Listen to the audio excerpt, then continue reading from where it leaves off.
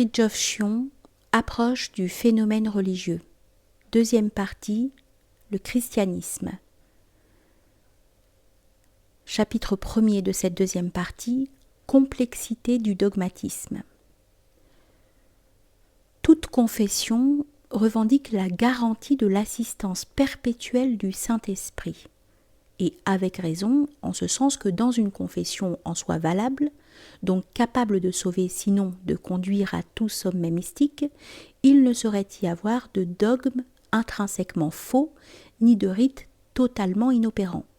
Mais cette assistance est néanmoins toujours relative, étant donné que la révélation elle-même l'est par rapport à la vérité absolue, la Sophia Perennis, sans quoi il n'y aurait pas diverses révélations. L'assistance du Saint-Esprit ne saurait être totale que pour la vérité totale. Une chose qu'il ne faut pas oublier est que le motif des religions est la volonté divine de sauver les hommes enfoncés dans les passions, et non de présenter une explication des principes universels et du monde. Par conséquent, le Saint-Esprit dont se réclame le christianisme est sauveur plus que métaphysicien, du moins quant à sa manifestation sur le plan religieux. Il est plus soucieux d'écarter ce qui, en connexion avec telle mentalité, porte préjudice au salut, que de rectifier des erreurs doctrinales qui demeurent plus ou moins indifférentes sous le même rapport. Les dogmes intrinsèquement orthodoxes, donc disposés en vue du salut, diffèrent d'une religion à une autre. Par conséquent, tous ne peuvent être objectivement vrais.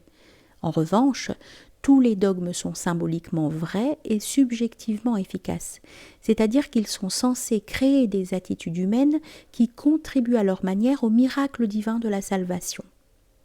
C'est là pratiquement le sens du terme bouddhique upaya, procédé technique ou stratagème spirituel. Et c'est en vertu de cette intention efficiente, ou de cette vérité virtuellement libératrice, que tous les dogmes ont leur justification et qu'ils sont en fin de compte compatibles en dépit de leur antagonisme. C'est ainsi que la négation protestante du purgatoire est fonction non d'une cosmologie exhaustive bien entendu, mais d'une économie psychologique ou mystique fondée sur la puissance salvatrice de la foi.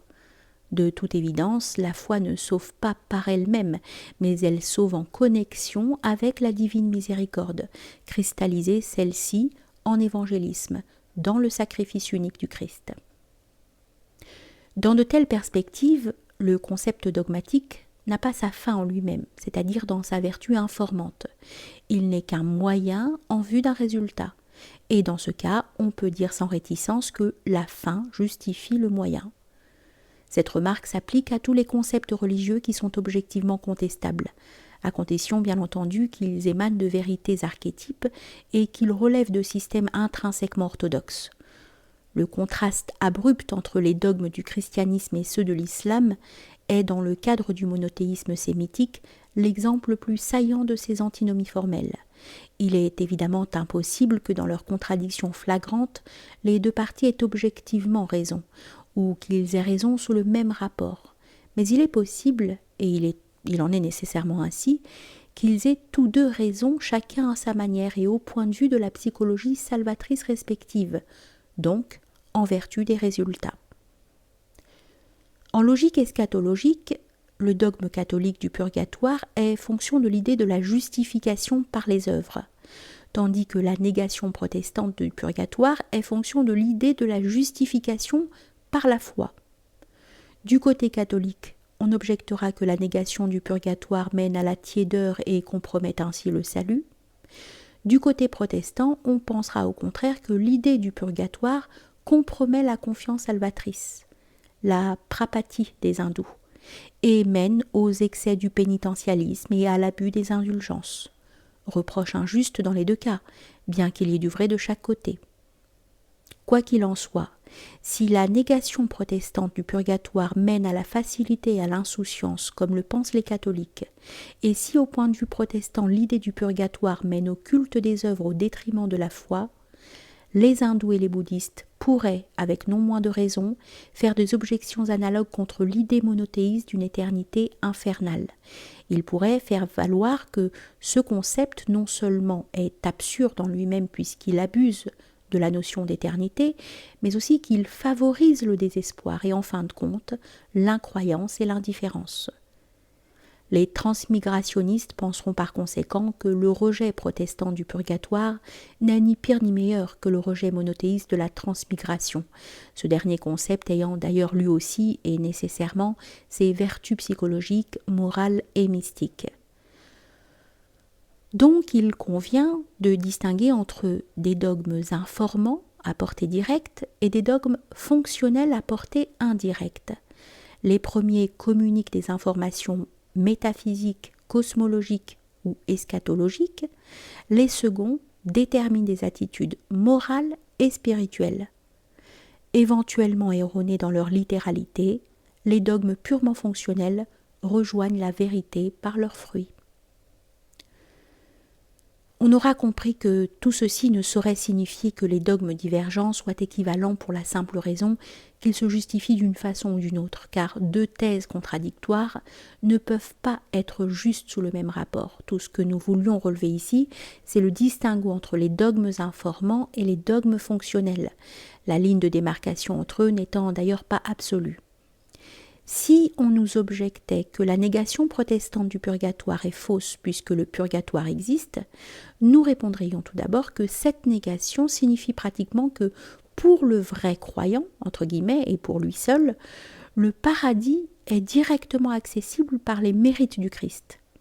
Ensuite, que les orthodoxes rejettent eux aussi l'idée d'un lieu d'expiation parce que selon eux, les âmes ne peuvent plus mériter après la mort, bien qu'elles puissent bénéficier des prières de l'Église, ce qui ajoute un élément compensatoire. Pour les orthodoxes comme pour les musulmans, le purgatoire est l'enfer dont la divine miséricorde a fait sortir telles âmes. Ensuite, nous ferions valoir que si le rejet protestant de l'idée du purgatoire est faux, ou dans la mesure où il l'est, l'idée hindoue et bouddhiste de la réincarnation, comprise littéralement et non métaphysiquement, est fausse également. Or, l'immense majorité des hindous et des bouddhistes prennent la réincarnation au pied de la lettre, non d'une manière arbitraire, mais en suivant le sens littéral de leurs écritures. Ce qui est inadéquat sous le rapport de la réalité cosmique, mais non sous celui de telle psychologie spirituelle. À ce point de vue-là, la question qui se pose est celle de savoir non ce qu'inclut ou exclut un dogme, mais ce que nous en tirons. Un autre dogme matériellement inexact mais non fonctionnellement inutile est celui de la réduction des animaux en poussière après la résurrection de la chair. Notre objection est que la subjectivité d'un animal supérieur est beaucoup trop personnelle pour pouvoir être réduite à néant. Or le néant est ici en fait synonyme de transmigration. Celle-ci ne pouvant être admise en monothéisme sémitique, on la remplace par le rien, et on se dégage ainsi d'une responsabilité doctrinale qu'une théologie monothéiste, devant rester centrée sur l'homme et sur l'humain, ne saurait assumer. Un exemple pour ainsi dire classique du dogme fonctionnel est la négation de la crucifixion du Christ dans le Coran. Il est vrai qu'elle a été interprétée par quelques musulmans comme signifiant simplement que le Christ n'a pas été vaincu, de même qu'Abraham, jeté dans la fournaise, n'a pas été vaincu par le feu, ou de même que Daniel dans la fosse aux lions n'a pas été vaincu par les fauves. Mais le sentiment général s'en tient en tout cas au sens littéral du passage. Outre que la négation de la croix ferme la porte à la perspective chrétienne, que de toute évidence l'islam n'avait pas à répéter, cette négation contribue indirectement à l'attitude spirituelle propre à la perspective musulmane. La fonction sanctifie ici le moyen, à savoir le symbolisme. La naïveté de certains concepts pratiquement dogmatiques s'explique d'une part par le symbolisme naturel des choses et d'autre part par un sage souci de protection, car si la vérité a pour fonction en fin de compte de diviniser l'homme, elle ne saurait avoir en même temps pour fonction de le déshumaniser. Par exemple, elle ne saurait avoir pour but de nous faire entrer dans les affres de l'infiniment grand ni de l'infiniment petit, comme entend le faire la science moderne. Pour atteindre Dieu, nous avons le droit de rester des enfants, et nous n'avons même pas le choix, étant donné les limites de notre nature. Un exemple classique du dogme naïf est l'histoire biblique de la création, puis celle du premier couple humain. Si nous sommes des sceptiques, donc des atrophiés, nous nous heurtons à l'infantilisme du mot à mot. Mais si nous sommes des intuitifs, et tout homme devrait l'être, nous sommes sensibles aux vérités irréfutables des images.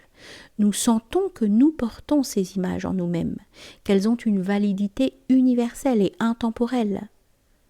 La même remarque s'applique aux mythes et même aux contes de fées. Décrivant les principes ou des situations qui concernent l'univers, ils décrivent en même temps des réalités psychologiques et spirituelles de l'âme. Et en ce sens, on peut dire que les symbolismes de la religion ou de la tradition populaire sont pour nous d'expériences courantes à la surface et en profondeur.